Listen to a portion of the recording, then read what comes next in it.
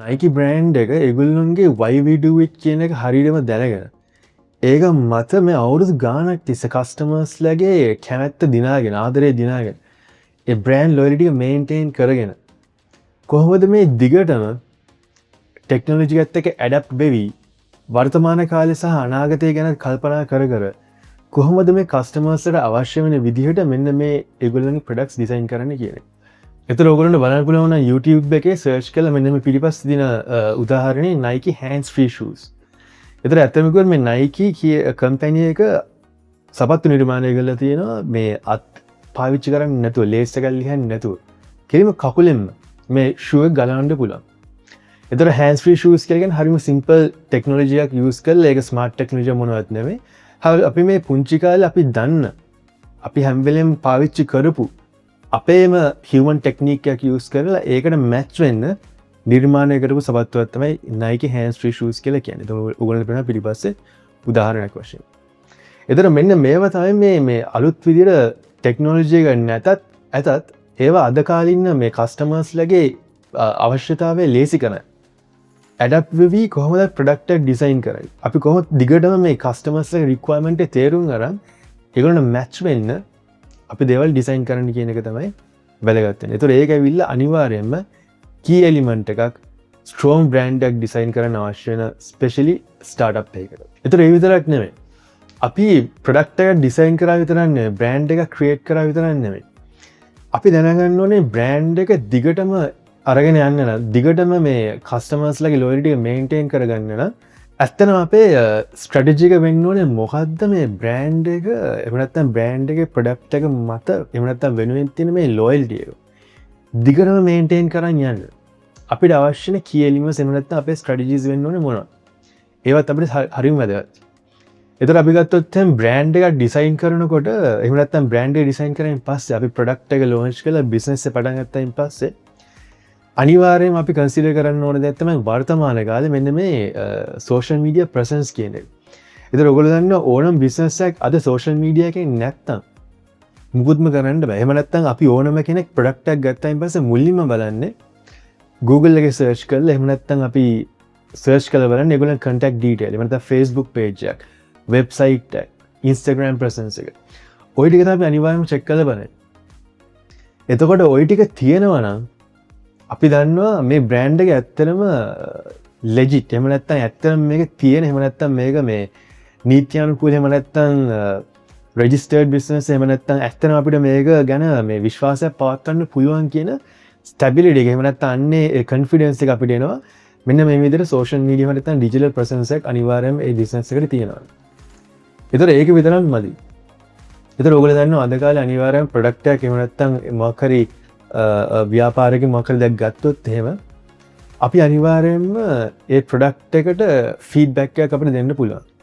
එහෙම නැත්නම් ගොඩාක් වෙලාවට ඔයගොල්ලෝ දන්න ඔයගොල්ලෝ මොබයිල් ෆෝන් එකක් ගත්තත් ඒගොල්ලෝ අනිවාර්යයෙන්ම ඔයගොල්ලෝගේ කස්ටමර් සෙල්ෆි එකක් අරගෙන ඒගොල්ලෝගේ පේජ් එක ප්‍රොමෝට් කරන්න. එහෙම නැත්නම් ඒගොල්ලෝගේ Facebook පේජ් එක ප්‍රොමෝට් කරන්න අනිවාර්යයෙන්ම ඔයගොල්ලෝගේ ෆොටෝ එක යූස් කරලා රිවිව් එකක් දාලා රේටින් එකක් දාන්න කියලා කියනවා.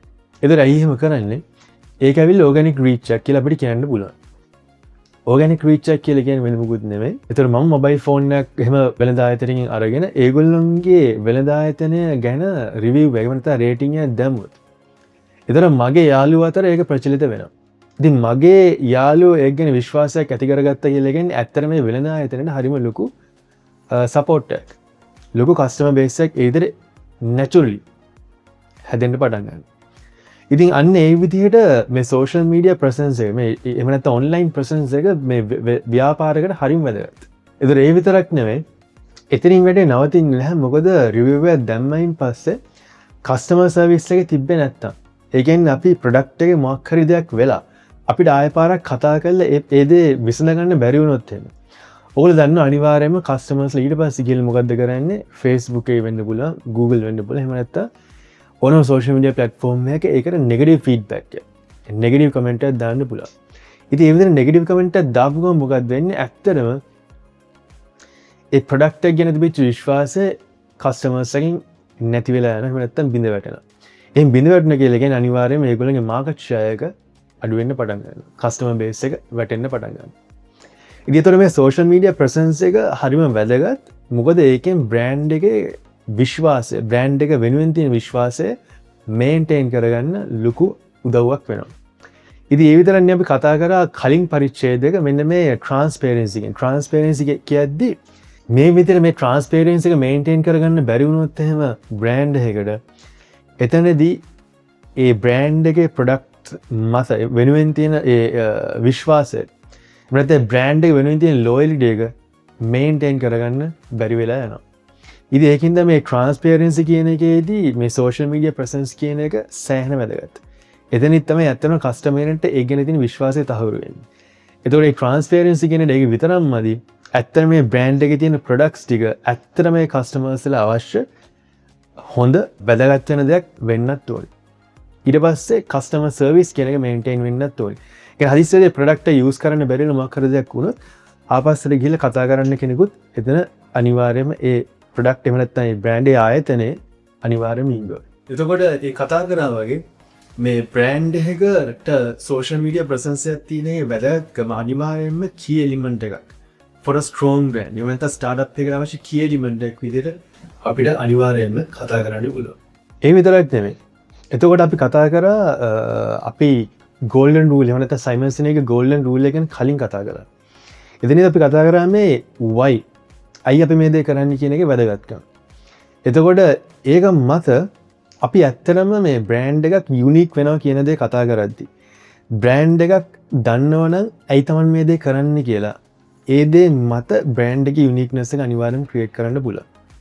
එහෙම යුනික්නස් එක ක්‍රියේට් කරන්න පුළුවන් කියලා කියන්නේ යම් බ්‍රෑන්ඩ් එකක් ඒ බ්‍රෑන්ඩ් එක යටතේ යම් ප්‍රොඩක්ට් එකක් නිර්මාණය කරලා වෙළඳ පොළට දානවා.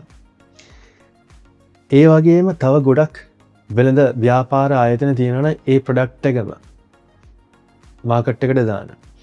ඇත්තටම අපි කොහොමද එස්ටැබ්ලිෂ් කරගන්නේ මෙයාද හොඳ මෙයාද හොඳ මෙයාද හොඳ කියලා.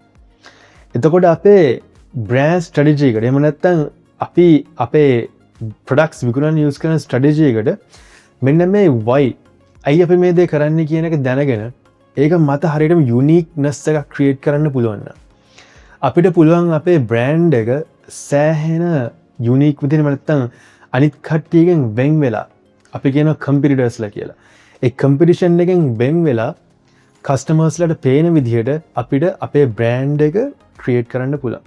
ඉතින් අපි එකට කියනවා මේ ක්ලටර් එකෙන් එහෙම නැත්නම් මේ මාකට් එකේ තියෙන ක්ලටර් එකෙන් කම්ප්ලීට්ලි අයින් වෙලා අපිට අපේ බ්‍රෑන්ඩ් එක යුනික් විදිහට කස්ටමර්ස්ලාට අතරට අරන් යන්න පුළුවන්. එතකොට මේ විදිහට යුනික් බ්‍රෑන්ඩ් එකක් මට ඩිසයින් කරන්න ක්‍රියේට් කරන්න පුළුවන් කියලා කියන්නේ මේ මාකට් එකේ තියෙන කම්පිටිෂන් නැත්නම් මාකට් එකේ තියෙන ක්ලටර් එක ASCII මට පුළුවන් මගේ බ්‍රෑන්ඩ් එකේ ඩෙන්ටිටි එක ඉස්සරහට ගේන්න. ඉතින් එහෙම ඉස්සරහට ගේන්න පුළුවන් කියලා කියන්නේ අනිවාර්යයෙන්ම මගේ බ්‍රෑන්ඩ් එක මත එහෙම නැත්නම් මගේ බ්‍රෑන්ඩ් එක කෙරෙහි විශ්වාසයක් තියෙන ලෝයල් කස්ටමර්ස්ලාට මං ගැන විශ්වාසයක් ඇතුව මාව අයිඩෙන්ටිෆයි කරගෙන මගේ වෙළඳ ආයතන මගේ වෙළඳ නාමය මගේ බ්‍රෑන්ඩ් එක යටතේ තියෙන ප්‍රොඩක්ට්ස් අනිවාර්යයෙන්ම ගන්න පුළුවන්. නැත්නම් ගන්න සලස්වන්න පුළුවන්.